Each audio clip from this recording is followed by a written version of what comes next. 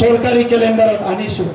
18টা ভাষা জীয়াই ৰাখিবলৈ একেলগে আমি কাম কৰিছোঁ, ডিক্সনাৰী ওলাইছোঁ, যাতে এটা জনগোষ্ঠী আনটো জনগোষ্ঠীৰ প্ৰতি আন্তৰিকতা বাঢ়ি যায়। এই কথাটো আমি আজি আনিছোঁ। আজি UPPL দলে এইবাৰৰ ইস্তাহাৰত আমি 5টা কথা লৈ কাম কৰিবলৈ ওলাইছোঁ। মাটি, জাতি, শিক্ষা আৰু শান্তি, এই 5টা মূল বিষয়। আমাৰ মাতৃসকল, আমাৰ ভনীসকল, বাইদেউসকল সুৰক্ষিত জীৱন পাব লাগিব। সকলো আত্মমৰ্যাদা জীয়াই থাকিব পাৰিব লাগিব। ইয়াত ডমেষ্টিক ভাইলেন্স, বিভিন্ন সমস্যা, মহিলাসকল ইয়াৰ পৰা উদ্ধাৰ হ'ব লাগিব। ওমেন ফ্ৰেণ্ডলি BTR গঠন কৰিব লাগিব।